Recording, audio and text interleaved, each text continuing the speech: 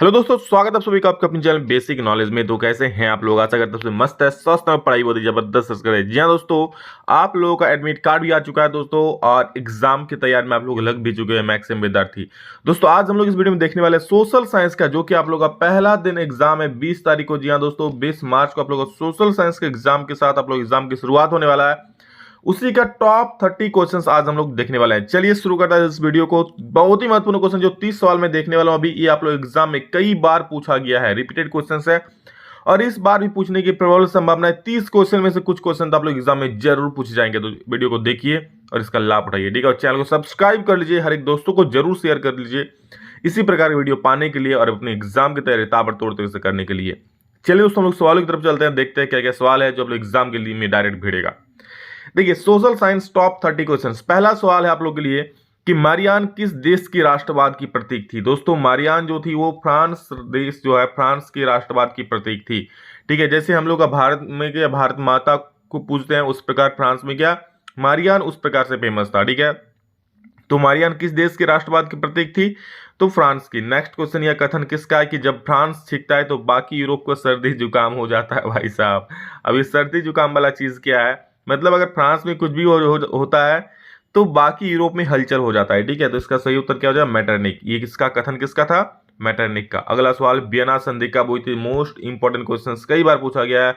1848 ईस्वी में दोस्तों वियना की संधि हुई थी। कमेंट में जरूर बोलना जो वियना की संधि किनके किनके बीच हुई थी। एग्जाम में कई बार ये भी पूछा गया है, तो आप लोग कमेंट में जरूर उसका उत्तर दे सकते हो। जर्मनी के एकीकरण के लिए बिस्मार्क ने कौन सी नीति अपनाई? तो दोस्तों जर्मनी के एकीकरण, एकीकरण मतलब क्या? जर्मनी बहुत सारे छोटे छोटे राष्ट्रों में विभक्त था, बटा हुआ था, उसको एक करने के लिए तो जो होता है मतलब एक किया, उसी को एकीकरण कहा जाता है। तो इसके लिए बिस्मार्क ने कौन सी नीति अपनाई? तो खून और खड़ग की नीति अपनाई थी, ठीक है, खून और खड़ग की नीति। जर्मन राष्ट्र का रूपक क्या था? जर्मेनिया। जैसे फ्रांस का क्या मरियान है, और इसे जर्मन का क्या था दोस्तों? जर्मेनिया है, ओके। फ्रांसीसी गणराज्य का प्रतिनिधित्व करने वाला रूपक कौन था? फ्रांसीसी, अभी तो मैंने कहा कि फ्रांस का राष्ट्रवाद का प्रतीक कौन था? तो मारियान था। तो फ्रांस का कौन हो जाएगा? फ्रांसीसी गणराज्य का मारियान हो जाएगा। इटली के एकीकरण का आंदोलन का नेतृत्व किसने किया था? इटली के एकीकरण का आंदोलन का नेतृत्व जो दोस्तों किया था वो था काउंट कैमिलो दे काबूर, यानी कि उत्तर हो जाए कैमिलो दे काबूर, ठीक है। एक एक क्वेश्चन को दिमाग में ठूस लीजिए और लॉक कर लीजिए, निकलने मत दीजिएगा। जालियांवाला बाग हत्याकांड किसके आदेश पर हुआ था? बहुत चर्चित क्वेश्चन है दोस्तों। जनरल डायर के आदेश से हुआ था, ठीक है। वही खूंखार जो था, बिल्कुल जनरल डायर नहीं, डायन था वो। 9 नंबर देखिए, साइमन कमीशन किस वर्ष भारत आया था? दोस्तों साइमन कमीशन 1928 ईस्वी में भारत आया था, याद रखिएगा, ठीक है, जिसका भारी विरोध हुआ था।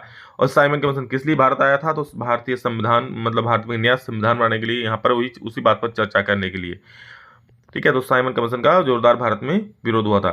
दलित वर्ग एसोसिएशन की स्थापना किसने की? तो जहां भी दलित वर्ग का नाम आएगा दोस्तों वहां पर बी आर अम्बेडकर साहब जुड़ जाएंगे। तो क्योंकि बी आर अम्बेडकर साहब दलितों के बहुत ही प्रिय थे, ठीक है। तो बी आर अम्बेडकर इसके सही उत्तर हो जाएंगे। बाबा साहेब डॉक्टर भीमराव अम्बेडकर, हम सभी के पूजनीय। हिंद स्वराज नामक पुस्तक किसने लिखी? एग्जाम में तो डायरेक्ट उठ के छपेगा ये क्वेश्चन, महात्मा गांधी, ठीक है। हिंद स्वराज नामक पुस्तक किसने लिखी? तो महात्मा गांधी जी ने दोस्तों लिखी थी।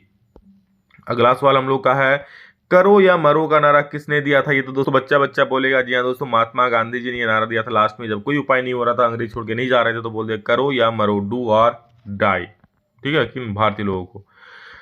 1932 ईस्वी में पूना समझौता किसके किसके बीच हुआ था? दोस्तों पूना समझौता जो हुआ था वो महात्मा गांधी और डॉक्टर भीमराव अम्बेडकर के बीच में हुआ था, यानी कि महात्मा गांधी और अम्बेडकर जी के बीच में हुआ था, पूना समझौता हुआ था, ठीक है। जिसमें पृथक चुनाव के मुद्दे पर बटे हुए थे अम्बेडकर साहब और महात्मा गांधी जी, अलग अलग दोनों का मुद्दा था, जिस कारण महात्मा गांधी आमरण अनशन पर बैठ गए थे। महात्मा गांधी की तबीयत खराब हो गया था, फिर अम्बेडकर जी उनसे मिलने आए, फिर समझौता हुआ, चलो भाई महात्मा गांधी जी आप कुछ खाना खा लीजिए, अब हम दोनों मिलकर काम करेंगे, इस प्रकार से।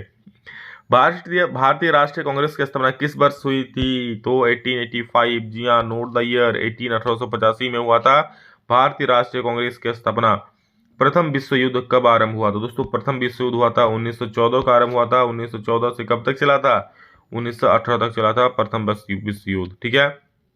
जालियांवाला बाग हत्याकांड कब हुआ था? दोस्तों जालियांवाला बाग हत्याकांड जो हुआ था 13 अप्रैल 1919, वो काला दिन दोस्तों। जी हाँ दोस्तों, जब जालियांवाला बाग हत्याकांड हुआ था, जब सभी लोग बैसाखी का मेला देखने गए थे, ठीक है, वहां पर जालियांवाला बाग में, तो वहां पर एक ही गेट था, एक गेट को बंद करके जनरल डायर सैनिकों के साथ इंटर हो गए, ताबड़तोड़ गोलियां बरसाई, जिधर तिधर बच्चे मारे गए, बूढ़े मारे गए, कई लोग कुएं में जान दे दिया।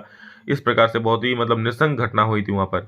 रॉलेट एक्ट कानून किस वर्ष पारित हुआ? तो ये भी बहुत फेमस क्वेश्चन है। 1919 ईस्वी में दोस्तों रॉलेट एक्ट कानून पारित हुआ था, ठीक है, जिसके आधार पर किसी भी राष्ट्रवादी को जो देश हित में काम कर रहा है उसको उठा करके जेल में रख सकता था बिना कोई मुकदमा चलाए।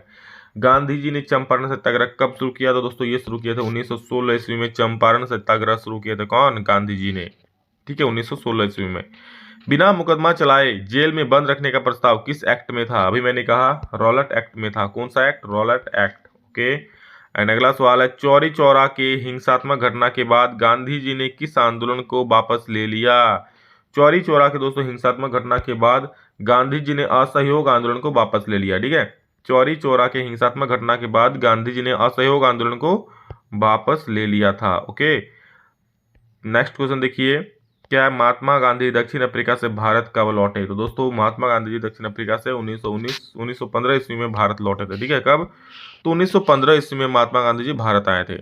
ऑल इंडिया मुस्लिम लीग की स्थापना किस वर्ष हुई थी? तो 1906 ईस्वी में हुई थी। ये भी एग्जाम में छपा है कई बार, तो अच्छे से देख लो। हर एक क्वेश्चन दोस्तों अलग अलग ही इंपॉर्टेंट है, समझ रहे हो, बहुत इंपॉर्टेंट हर एक क्वेश्चन। तो हर एक क्वेश्चन को समझ लो, देख लो, दिमाग में घुसा लो और लॉक कर लो, ठीक है। गांधी जी ने नमक कानून कब भंग किया था? दोस्तों नमक कानून गांधी जी ने कब भंग किया था? 6 अप्रैल 1930 ईस्वी में नमक कानून को भंग किया था गांधी जी ने। अगला सवाल है 24 नंबर, सविनय अवज्ञा आंदोलन कब शुरू हुआ था? दोस्तों सविनय अवज्ञा आंदोलन कब शुरू हुआ था? तो 1930 ईस्वी में सविनय अवज्ञा आंदोलन शुरू हुआ था। 1930 ईस्वी में, याद रख लीजिए, 1930 ईस्वी में क्या हुआ था? सविनय अवज्ञा आंदोलन शुरू हुआ था, सविनय अवज्ञा आंदोलन। ओके।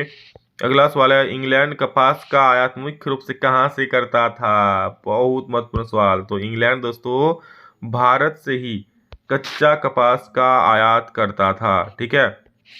और अगला सवाल है, ब्रिटेन वुड्स सम्मेलन किस वर्ष हुआ रहा? ब्रिटेन वुड्स सम्मेलन कौन सा वर्ष में हुआ था दोस्तों? तो ब्रिटेन वुड्स सम्मेलन दोस्तों जिसमें सभी विकसित देश भाग लिए थे, विकासशील देश को इसमें कोई अच्छा अधिकार नहीं दिया गया था, ठीक है। तो 1944 में ये हुआ था ब्रिटेन वुड्स सम्मेलन।